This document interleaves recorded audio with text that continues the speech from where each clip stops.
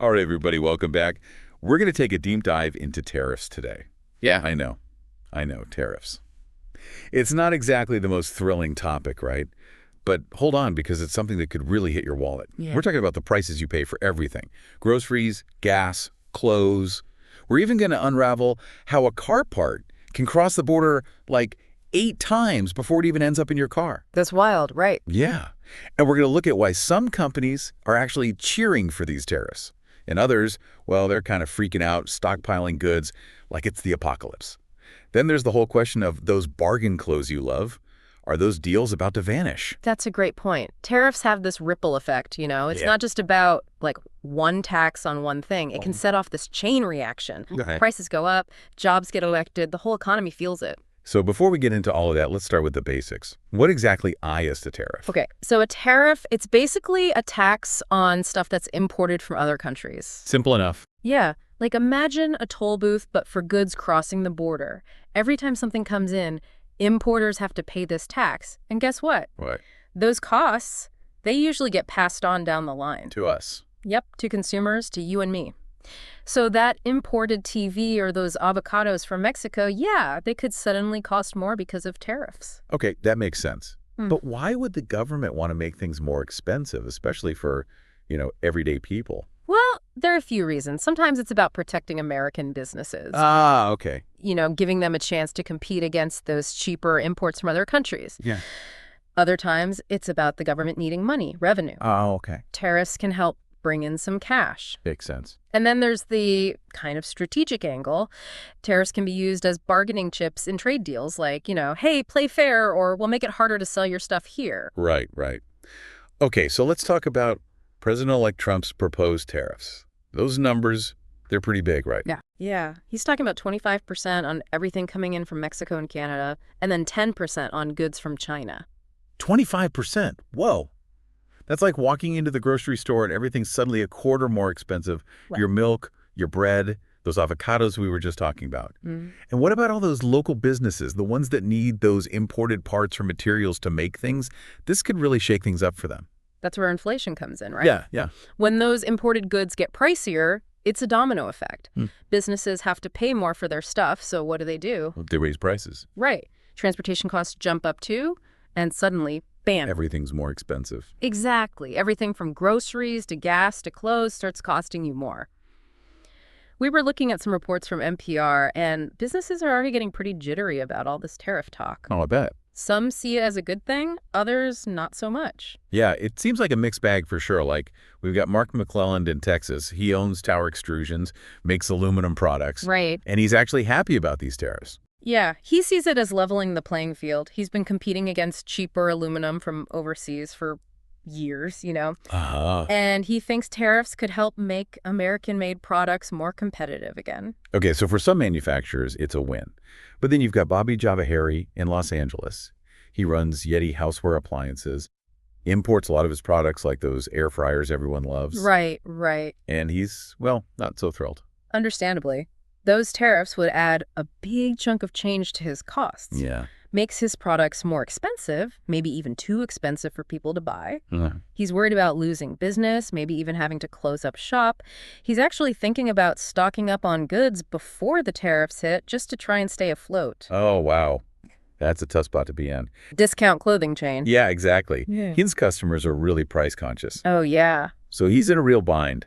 Does he raise prices and risk losing customers? Yeah. Or does he eat the extra cost and see his profits shrink? It's a tough call for sure. It's like a lose-lose situation almost. It highlights how tariffs don't just affect those big corporations, Right. They hit those Main Street businesses, those mom and pop shops that are the backbone of so many communities.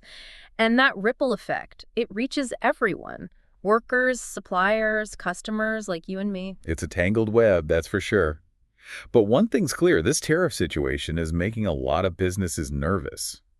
And that uncertainty, that can have consequences of its own. Oh, absolutely. Yeah, businesses kind of need to know what's coming, Right. to plan ahead. Predictability. Exactly. And when you throw this uncertainty into the mix, it makes them hesitate. Yeah, They might hold back on investing or put off hiring new people or even try to completely change where they get their stuff from, their supply chain. Oh, wow. Yeah, that's a big deal. And all that, it can slow down the whole economy. It's like everyone's tapping the brakes a little bit just when things were starting to look up. Yeah, kinda. Okay, so we were talking about tangled webs before, and I think this next part definitely fits. Let's talk about the USMCA, the trade agreement between the U.S., Mexico, and Canada.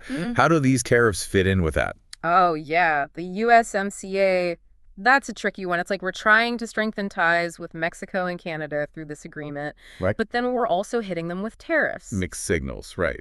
Exactly. It kind of makes you wonder how they're going to react. Yeah, for sure. I mean, they could see it as like a betrayal, Yeah. and then they might hit back with tariffs of their own. A tariff war with our neighbors. That doesn't sound good for anyone. No, not really. It could mess up supply chains even more, make prices even higher for everyone, and it could even hurt the USMCA itself down the line. Yeah, because that agreement comes up for review in a few years, right? Right, in 2026. Yes. And all this tariff stuff could make those negotiations a lot tougher. So we've got potential problems at home and possible tensions with our neighbors. What about China? How are they likely to respond to all of this? Yeah, China's a big player in all of this. Huge.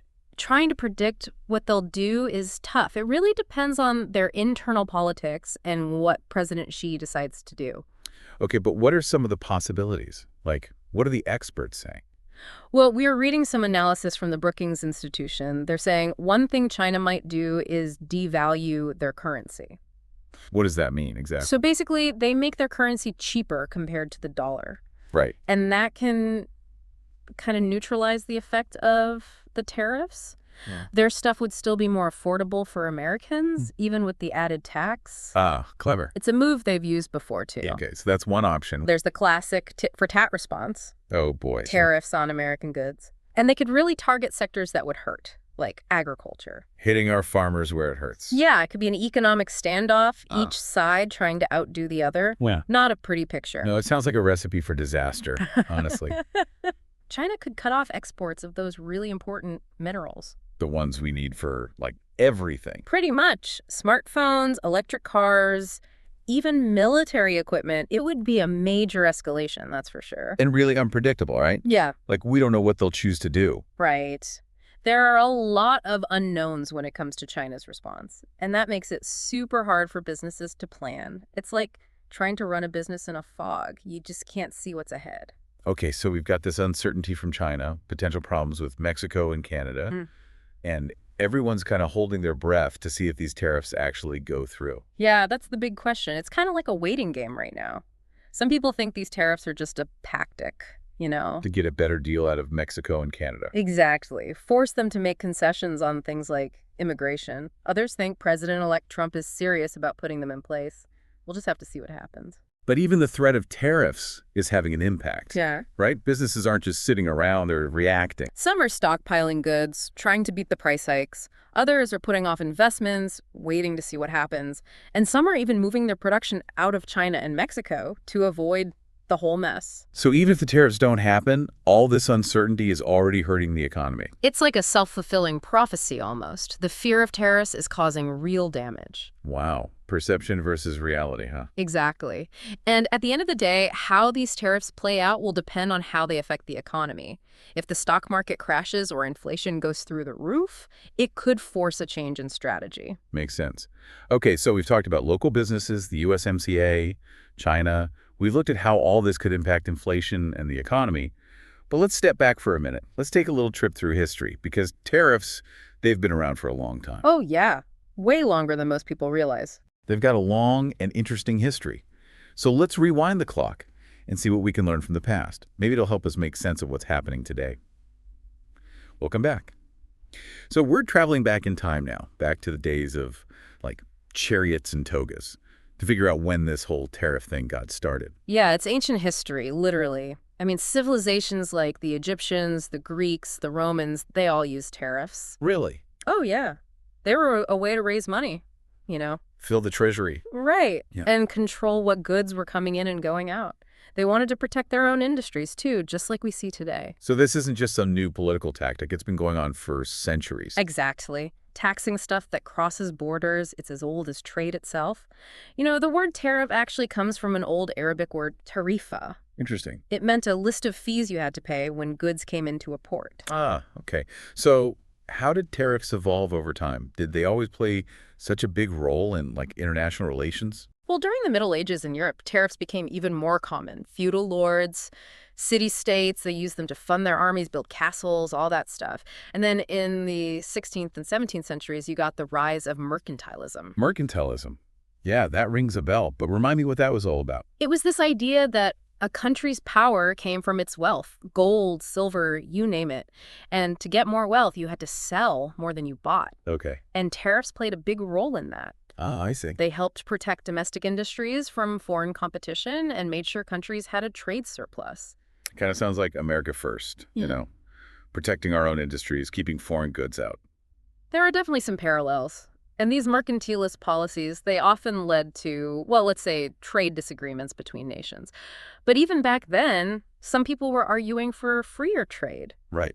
Guys like Adam Smith, the economist, he believed that free trade actually helped everyone in the long run. Yeah, Adam Smith, the invisible hand guy. So did his ideas change things? Well, tariffs did start to come down in the 19th century, but they never went away completely. And then, bam, the Great Depression hit in the 1930s, and protectionism came roaring back. Countries trying to protect themselves, but it kind of made things worse, right? Yeah, it often backfired. Countries put up tariffs, other countries retaliated, and global trade basically froze. Yeah. That brings us to the Smoot-Hawley Tariff Act. It's a classic example of how tariffs can go wrong. Yeah, that one always comes up. What happened with that? So it was 1930. The U.S. passed this massive tariff bill to try to protect American industries during the Depression. Makes sense. But it actually made the Depression worse. Other countries put up their own tariffs in retaliation, and global trade plummeted. It was a harsh lesson that protectionism can have unintended consequences. Did things change? Yeah, after World War II, there was this big push for freer trade. Countries got together and created the General Agreement on Tariffs and Trade, or GED. Yep. It was all about lowering tariffs and promoting international cooperation. Okay. It was a step in the right direction, and it paved the way for the World Trade Organization, or WTO. The WTO, yeah. We talked about them earlier. So they're like the next level of GATT. Pretty much. The WTO took those GATT principles and made them even stronger. They created a whole system for regulating trade and resolving disputes. And over the past few decades, the WTO has really helped to lower tariffs and make trade freer around the world. But it feels like we're going backwards now. Yeah. All this talk about tariffs and trade wars. Yeah, it's definitely a shift. The situation today kind of reminds us that history repeats itself, or at least rhymes. Even though we're all connected now more than ever, that temptation to use tariffs for political gain, it's still there. So what can we learn from all of this? Like from this whole history of tariffs? Well, I think it shows us that tariffs are a powerful tool, but you got to use them carefully. They can protect industries and bring in money, but they can also hurt consumers, trigger retaliation, and mess up global trade. It's all about finding that balance, right? Exactly. History also teaches us that closing ourselves off, being protectionist, it usually doesn't work out well. Yeah. It leads to economic problems, even conflict. Open markets, cooperation, that's the best way to make everyone better off. And lastly, I think it reminds us that trade is about more than just money. It's tied up with politics, national security, and what we value as a society. It's about power and who gets to make the rules of the game. That's a lot to think about. But understanding the past can help us make smarter decisions about trade in the future. Absolutely. History can be our guide. It shows us what works, what doesn't, and helps us avoid making the same mistakes over and over again. Well, there you have it, folks. We've gone from ancient tariffs to modern trade wars and everything in between. We've looked at the economics, the politics, and the history. It's been a wild ride. And I think the key takeaway here is that tariffs are a double-edged sword. Yeah. They can be used for good or bad, and the choices we make today will have consequences down the line. So stay informed, stay engaged, and let's all work together to build a future where trade benefits everyone. Thanks for joining us on this deep dive. We'll see you next time.